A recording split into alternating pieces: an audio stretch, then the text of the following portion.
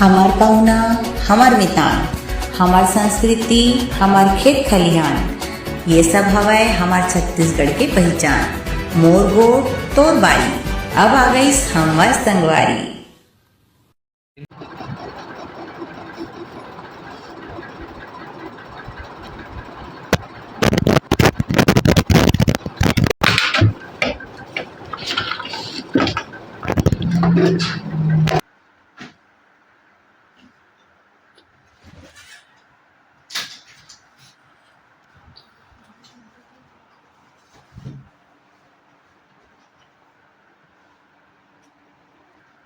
नमस्कार दोस्तों, मैं विजय दुसेजा हमर संगवारी में आप सभी का हार्दिक स्वागत करता हूं।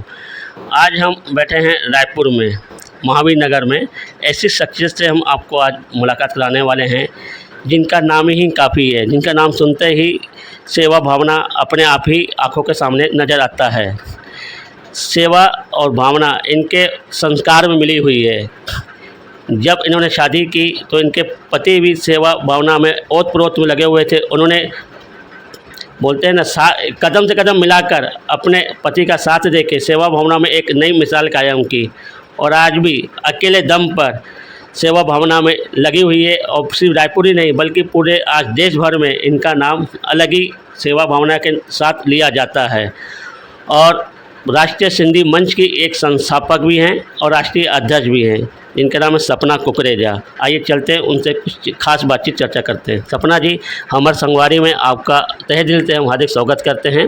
हमर संगवारी परिवार की ओर से भी हम आपका स्वागत करते हैं।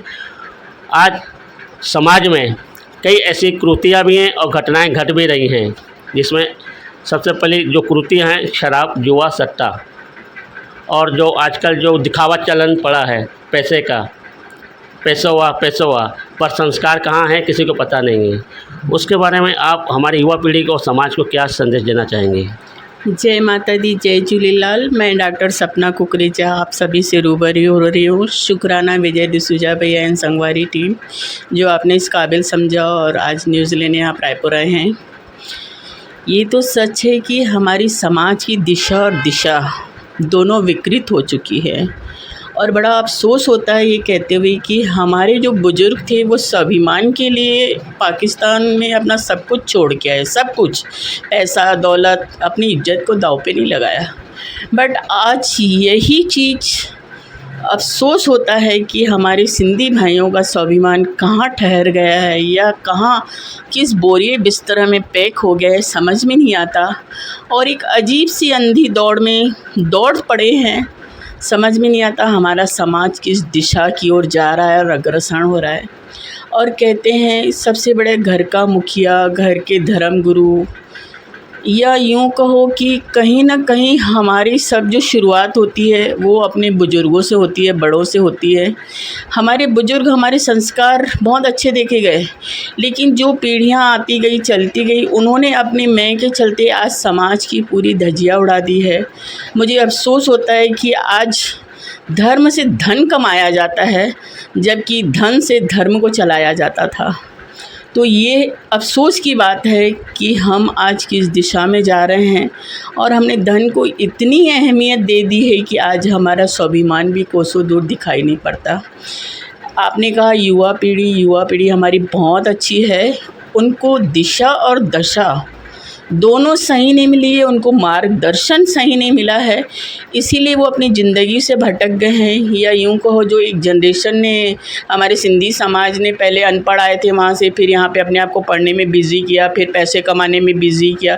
टोटल मिला के उन्होंने किसी भी चीज़ का बैलेंस नहीं किया, सिर्फ एक दिशा में भागे, पैसा कमाना है, बच्चों को पढ़ाना है। इसके चलते भी अपनी संस्कृति और समाज को भूलते चलते गए और बच्चों को एक सिंधी होके एक बैलेंस करना नहीं सिखाया। इस चीज़ का सबसे बड़ा अफसोस है। हमारे बच्चे बहुत अच्छे हैं, उन्हें सही गाइडेंस, सही मार्गदर्शन और सही दिशा की ज़रूरत है। शायद उन्हें सही दिशा और दशा मिल जाती तो आज हमारे बच्चे न जुआ सट्टा खेलते और न भटकते। कहीं ना कहीं हम पेरेंट्सों का भी हाथ है, क्योंकि हमने क्या किया, अगर एक का बच्चा डॉक्टर बन रहा है, इंजीनियर बन रहा है, तो उसके पीछे अपने बच्चे को भगा दिया, ये भी नहीं सोचा कि मेरे बच्चे की चॉइस क्या है। तो कहीं ना कहीं हमने अपनी इच्छाओं को अपने बच्चों पे लादा है, जो बोझ वो ज़्यादा टाइम उठा नहीं पाए हैं और अपनी लाइफ में शॉर्टकट रास्तों को अपना रहे हैं। तो इसीलिए मुझे इस चीज़ का बहुत ही अफसोस है कि हमने इच्छाओं को लादा है, इच्छाओं को समझा नहीं है। अगर हम इच्छाओं को समझते तो शायद आज हमारी युवाओं की यह दुर्गति नहीं होती। हमारे युवा बहुत अच्छे हैं, उन्हें एक मार्गदर्शन की ज़रूरत है। और रिक्वेस्ट है, हमारे समाज के जो कर्णधार लोग हैं जितने भी, चाहे वो मुखी के रूप में हो, घर के रूप में हो, समाज के रूप में हो, वो अपनी जिम्मेदारी और जवाबदारियों को समझें, ना कि उस पद और ओहदों का मजाक उड़ा के खाली हवाई फायर करके समाज की दुर्गति को करते रहें। जय माता दी, जय झूलेलाल। राष्ट्रीय सिंधी मंच की आपने स्थापना की थी, वो आज कहाँ पर है और उसके उद्देश्य क्या हैं? भैया आपने बहुत अच्छा सवाल विजय भैया आपने किया है। समाज सेवा तो मैं कहूँ मुझे ब्लड में मिली हुई है, बाप दादाओं, माँ, पति, जैसे कि आपने कहा, इसमें कोई दो राय नहीं है।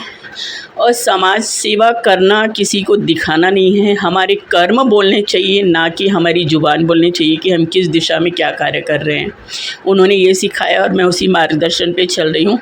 और उन्होंने एक ही चीज़ कही थी, इंसान बहुत उम्मीद से किसी के दर पे आता है और उम्मीद टूटती है तो इंसान टूटता है। इसीलिए कभी किसी की उम्मीद मत तोड़ना, भले खुद टूट जाना। तो उनकी दिशा को मैं फॉलो कर रही हूँ और कोशिश करती हूँ कि मैं इस चीज़ को जिस हद तक कर सकी ज़रूर करूँ, किसी को निराश न करूं। और जैसे कि आपने कहा, राष्ट्रीय सिंधी मंच का ज़मीनी स्तर पे काम है। हमारा काम है लोगों को जोड़ना, सोशल। हमारा अमित अकोला से है, दादा गंगाराम मामेश्वर है, प्रेम सोनी भैया है, भाविका भावनानी है, विनीता जी हैं। हमारी हर स्टेट में टीम है जो अपने तरीके से ज़मीनी स्तर पे काम कर रही है। और हमारी कोशिश रहती है कि हम सिंधी समाज के सवाल जवाब करते हैं, जिसमें हम घर से खुद पैसे भर के सिंधी समाज के गुरुओं की तस्वीरें भेजते हैं, ताकि उस बच्चे से ज्ञान हो, उसको नॉलेज हो और वो उस दिशा को समझे कि मैं सिंधी समाज का हूँ। तो हम उनको तस्वीरें घर बैठे भेजते हैं। हमारा सारा काम सोशल मीडिया के थ्रू है। हमारा मैरिज ब्यूरो भी राष्ट्रीय सिंधी मंच बहुत अच्छे से चलता है और बहुत अच्छे कार्य होते हैं। और सबसे बड़ी की बात है, पूरी टीम जो है वो बहुत अच्छा वर्कआउट करती है, एक दूसरे को समझती है। तो सबसे बड़ी बात है एक दूसरे को समझना। अगर आप जिस दिन एक दूसरे को सुनना और समझना चालू हो गए तो आपको कार्य करने में कोई नहीं रोक सकता। सुनने और समझने की कैपेसिटी बहुत ज़रूरी है, बोलने के बनिस्बत। अभी आपने सुना सपना कुकरेजा को कि जिस तरह वो राष्ट्रीय सिंधी मंच के साथ साथ अन्य कई संस्थाओं से भी जुड़ी हुई है और सेवा कार्यों में दिन रात लगी रहती हैं। जुड़े रहिए हमर संगवारी के संग ऐसे ही और शख्सियत से मिलने के लिए।